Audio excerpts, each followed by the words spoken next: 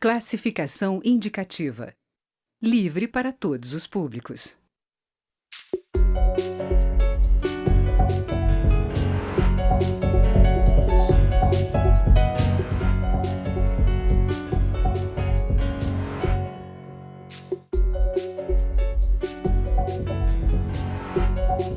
Olá, a Câmara analisa mudanças nas regras para os planos de saúde. Hoje, a proteção do consumidor e obrigações dos planos de saúde são regulados por uma regra de 1998. Muita coisa mudou no setor de saúde nesses quase 20 anos e uma comissão especial está analisando 140 propostas que tratam do tema. Os deputados avaliam medidas que podem mudar a relação entre consumidores, médicos, hospitais e empresas de planos de saúde. Os deputados Jorge Sola, do PT da Bahia, e Mandetta, do Democratas do Mato Grosso do Sul, falam das mudanças aqui no Câmara Debate. Eu sou Daniela André e este é um programa da rádio e da TV Câmara. Deputados, bem-vindo ao Câmara Debate. Obrigado.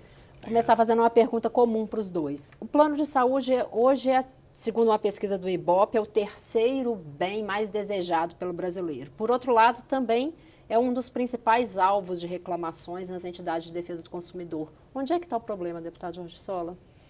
Eu diria que nós temos diversos problemas, né? Primeiro, fazer uma diferenciação. O plano de saúde é diferente da assistência pública à saúde. Quando a gente fala de assistência pública, Sistema Único de Saúde, nós estamos falando de direito de cidadania. A nossa Constituição coloca a saúde como direito de toda a população e temos que trabalhar para ampliar o acesso ao Sistema Único de Saúde, que vive um subfinanciamento crônico, impedindo que ele possa ampliar ainda mais o que já se conquistou de acesso nessa área. O plano de saúde ele está no direito do consumidor. Você paga por um determinado serviço e espera com isso ter acesso a esse serviço quando for necessário. E nós temos problemas de diversas ordens, né? Inclusive, é bom lembrar que, na prática, quem financia o pagamento dos planos de saúde, pessoas físicas, termina sendo toda a população, porque a isenção de dedução do imposto de renda não tem limite. Diferente da educação, que você tem um limite muito inferior à despesa que é feita por uma família de classe média com a escola privada de seu filho, os planos de saúde você deduz todo o gasto que é feito. Isso é um outro problema que precisa ser levado em consideração. No que diz respeito à garantia do direito, da expectativa do direito contratada, ainda é, como você falou, um alvo de muitas denúncias e queixas. Mas é bom lembrar que isso avançou muito do que era anteriormente. Hoje nós temos um marco regulatório, que antes não existia. Nós temos um rol de procedimentos que define o conjunto das ações e serviços que deve ser garantido. Isso facilita, inclusive, a judicialização, porque eu tenho como ir à justiça se não for atendido pelo plano de saúde e cobrar que seja garantido.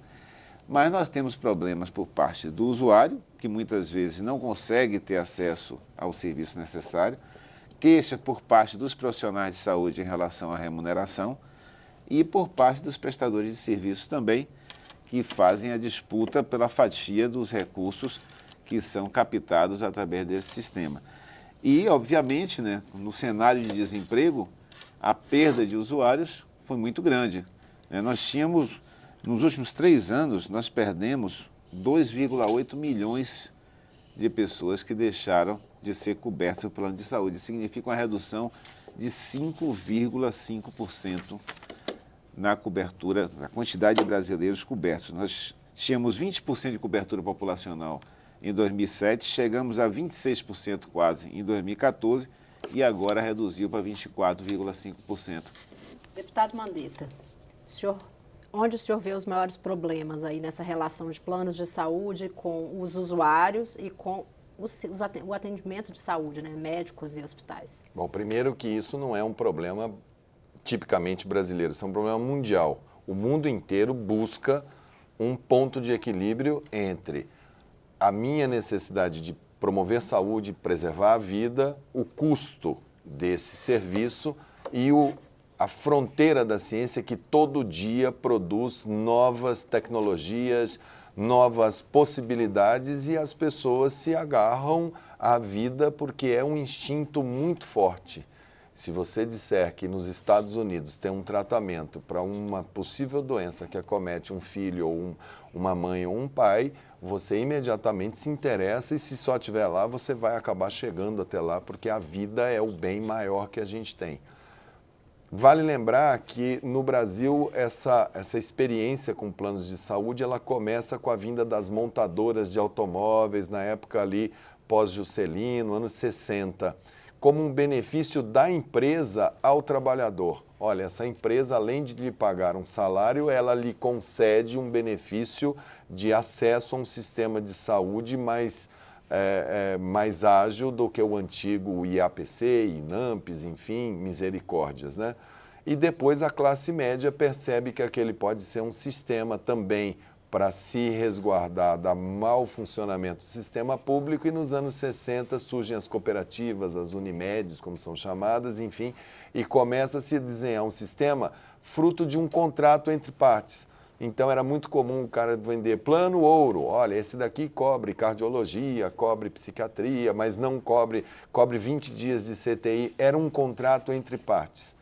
A pessoa contratava aquele plano aos 25 anos de idade e falava, não, eu não tenho problema cardíaco, eu não quero cobertura cardiológica, que eu quero baratear, mas eu quero parto. Quando ele chegava aos 50 anos, 60 anos e tinha um infarto, que ele falava, eu quero usar, ele falava, puxa, mas eu paguei 30 anos e na hora que eu fui usar eu não tinha cobertura cardíaca, porque a cobertura não era atualizada. Em 88 nós criamos o SUS. Em 98, a Câmara, enfim, o Congresso votou a Lei 9656, que saiu de um sistema totalmente desregulado, de contrato entre partes, para um sistema altamente regulado através de uma agência reguladora, que trouxe para si a competência de dizer qual é a cobertura do contrato. O contrato fica igual para todo mundo e a cobertura quem fala é a agência. Isso foi comemorado principalmente pelos consumidores, que viram nesta possibilidade acabar com aquele sofrimento. Por outro lado, encareceu o plano de saúde. Ao encarecer, ela penalizou por faixa etária. O reajuste do plano é feito por décadas. Então, quando chega na terceira idade, que é o último reajuste por faixa etária, o plano vai a valores muito altos. Quando você faz o reajuste de quando completa 70 anos, fica praticamente sequestra a renda e é o momento que a pessoa mais precisaria ter o plano de saúde, porque é a partir dos 70 anos que você tem problemas que são problemas mais complexos e mais caros. Então a gente viu muita discussão nos PROCONs sobre valor do reajuste, é muito comum, e vimos que a lei colocando que no plano de saúde familiar, pessoa física, o reajuste é dado pela agência e no empresarial é dado pela negociação entre partes, nós vimos aqueles que comercializam planos pararem de oferecer planos pessoa física e induzirem as pessoas ao plano empresarial para poder fazer a negociação entre partes em cima do gasto, da sinistralidade.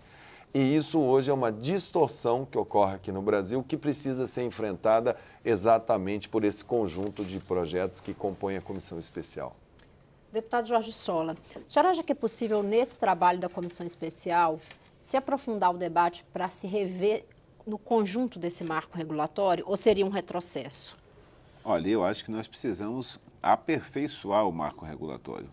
Passado esse período, já foi evidenciado algumas necessidades de aperfeiçoamento, mas aperfeiçoamento não é para retirar direitos, é para, pelo contrário, melhorar a garantia dos direitos desses consumidores. É bom lembrar que nós estamos falando... Como melhorar a garantia? O deputado citou aí o caso dos planos familiares e planos empresariais. As empresas têm induzido as pessoas a migrar para o plano empresarial. Como garantir direitos sem que tenha um efeito assim de acabar excluindo de vez a pessoa do plano? Olha, veja só, primeiro nós estamos falando de um setor extremamente potente do ponto de vista de arrecadação. Mesmo com a queda de 5,5% do número de usuários nos últimos 3 anos, entre 2007 e 2016, a arrecadação dos planos de saúde aumentou 3 vezes. Aumentou tanto que os planos de saúde, não sei se você já teve a oportunidade de pegar essa informação, mas os planos de saúde estão hoje entre os grandes doadores empresariais de campanha na eleição passada.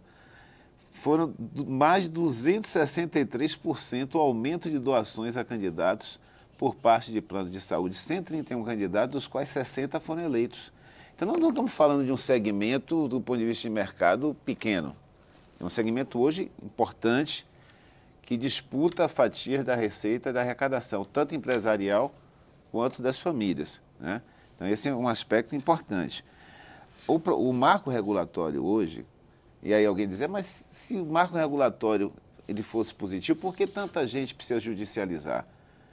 Só tem tanta gente judicializando porque o marco regulatório existe e ele vai atrás dos seus direitos, né? Então, nós precisamos aperfeiçoar.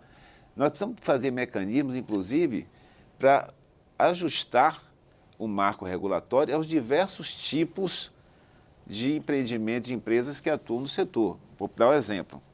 As empresas de autogestão. Nós estamos falando de segmentos, muitas vezes, de servidores de um determinado órgão que tem cobertura a partir dessa empresa. Não posso tratar um plano de autogestão não lucrativo composto de um conjunto de servidores públicos da mesma forma que você trata uma grande seguradora de saúde de um grande banco.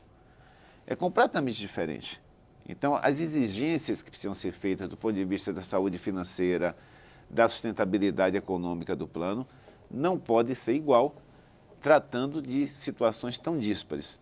A questão dos planos empresariais e coletivos já tem até a denominação de coletivo por adesão, né, que é uma forma que se criou de fazer uma adesão de um grande número de pessoas nos marcos de um plano coletivo, mesmo não sendo um conjunto de servidores, de funcionários contratados por uma empresa.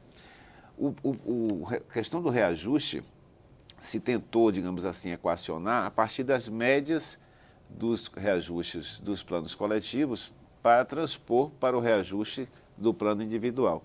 Só que isso tem um viés complicado, inclusive no cenário desse desemprego, onde as empresas estão tentando reduzir despesas e nas negociações coletivas muitas vezes terminam migrando de um plano para outro para diminuir a despesa que eles fazem nesse segmento. E com isso termina, digamos assim, falseando valores de reajuste que são aplicados para os planos individuais. Então, tem como aperfeiçoar? Tem, mas na linha de melhorar os direitos. Minha preocupação é que a comissão até agora não tem um foco estabelecido. São muitos projetos com aspectos diferentes, muitos deles que eu diria que vão ser prejudiciais a quem tem plano de saúde, porque alguns apontam para postergar a atualização do rol de procedimentos, por reduzir as garantias que o rol estabelece, por mudar regras de adesão aos planos.